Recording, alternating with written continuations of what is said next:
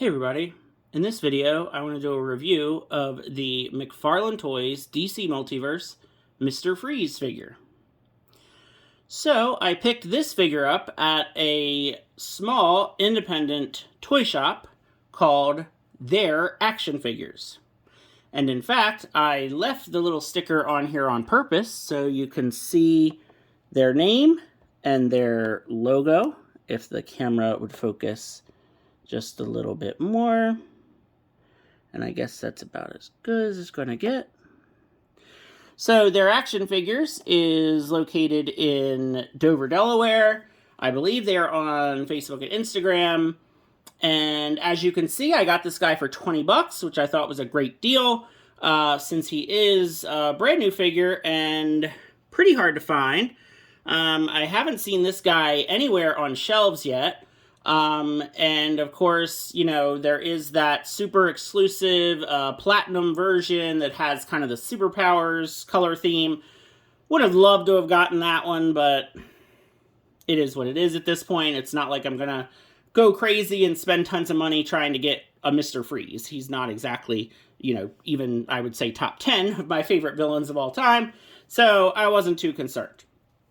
But I recently went on a little trip, and on my way home, I stopped at Their Action Figures because it was on my way home. And I don't get to get there too often, but when I am in that area, I do like to stop in and check out the store because sometimes they do have some pretty good deals. And when I saw this guy hanging there, I definitely wanted to pick him up for my Batman villains shelf.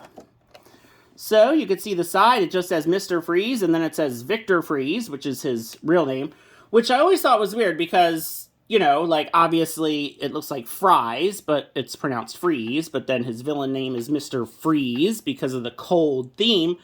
But he is actually a doctor, so why doesn't he go by Dr. Freeze?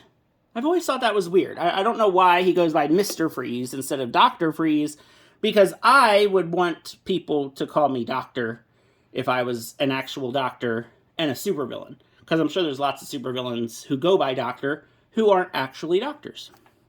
But there you go. There's the artwork on the back, looking pretty cool. So it looks like we have just got his freeze gun and the card and the stand. So, let me show you the barcode since I always forget that part. Let's get him out of here and see what we got.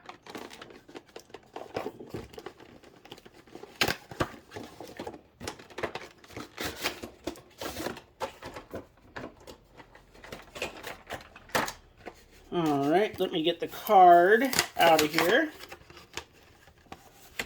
So there you go, same as the artwork on the back of the package. And we have got the bio here. So if you wanted to read that. And then, of course, as always, we have our figure stand, which I probably won't need to use because this guy has got some big old feet. Just need to cut him out of his plastic prison here. And that's interesting. So actually, it looks like he only had the one plastic strip around his waist. A lot of times with these figures, they've got the strip around both hands and both feet and the waist. But with Mr. Freeze here, it was only around his waist, which is nice because I was able to get him out much quicker and easier. Now, if we can just get him to stand, that would be great.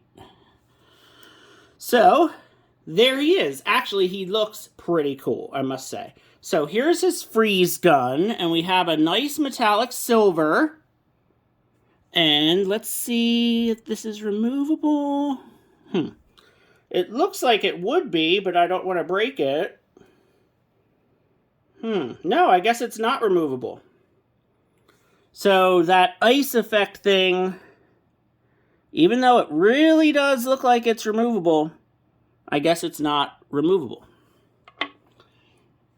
What is removable, though, is his head canister thing. So you can articulate the head, move it around. He's got like his tank on the back here. And, oh, okay, so these shoulder pieces are actually attached to the arm, so they could spin and move around. Actually, really, really good movement there. Let's see, elbows are hindered a little bit by his forearm pieces. And wrist. So he's got trigger finger on this hand, and then just an open hand over here. So obviously, he's right-handed. Diaphragm movement is actually really good. Doesn't really want to turn at the waist. It feels like he would turn if you would warm him up a little bit. Regular old hips. Knees. He does actually have a boot cut, which we don't always get. And the usual ankles and foot articulation. So actually, Mr. Freeze here, he feels pretty good. He could probably use a little bit more paint details. I mean, if you look at the, you know, like the front of this suit, like all of these sculpted details could really use more paint. You know, see how he has like that red right there? I feel like if these all had like some red, it could just really, really use some more details. So I probably will add a bit more paint to him.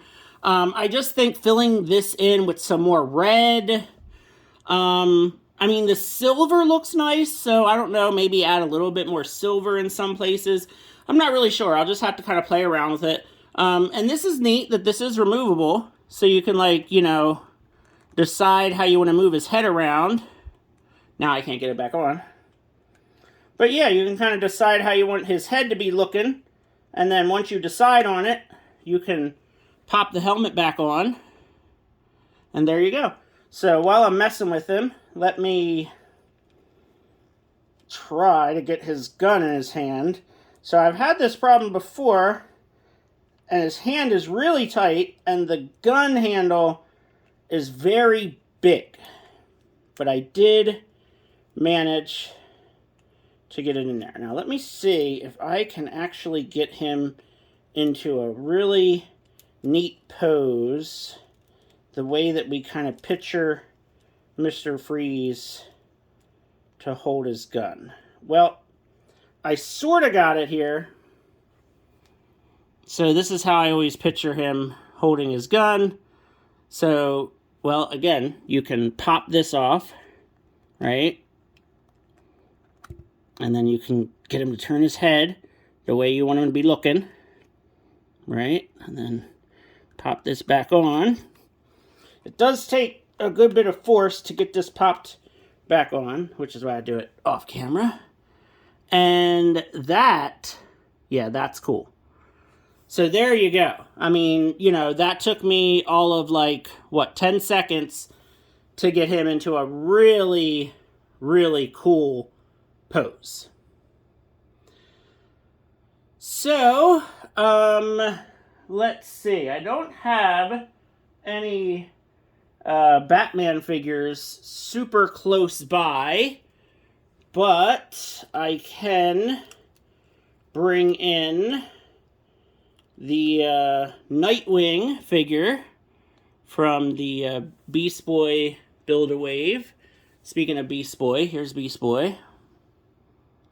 So you could see that, you know, Mr. Freeze is a good bit taller. And, of course, you know, his little dome thing makes him a little taller. And a little beefier, which is good because, you know, these guys, I guess, are on, like, the quote-unquote teen body. So that works. You know, and then I'm not sure what the, you know, that the new Steel figure is going to look like. But definitely either this one or the Steel figure, you know, hopefully they can kind of use those parts to make us a cyborg to go with the other Titans that we have. So there you go. And actually it's interesting because I don't think I have any other Mr. Freeze figures in my entire DC collection, which is quite a large collection of DC figures. I never managed to get any Mr. Freeze figures. So this is my first Mr. Freeze figure, and I gotta say, he looks pretty cool. I've always said in my DC Multiverse reviews, I do not mind adding some paint here and there to these figures. You know, they're $20 figures, they're mass retail, they're usually pretty easy to get, pretty easy to find. You know, I'm not like, you know, getting overcharged on eBay to get these figures. So, you know, I don't mind adding a little bit more paint and detail and customizing them a little bit, as long as they're, you know, in decent shape, as long as they're not broken, as long as, you know, they stand up well. I am happy and fine with that. I know a lot of people have an issue with this line just because it, you know, it may not be the highest standard of action figure lines that we get right now. But again, these are $20 figures. They're a little bit more simplified. And that's okay, because overall, I'm pretty happy with the line. But I would love to know your thoughts about this Mr. Freeze figure and the DC Multiverse line in general. Feel free to check out my other videos. I have tons of DC Multiverse videos. Hope you enjoy them. Feel free to like and subscribe, and thanks for watching. Have a good one.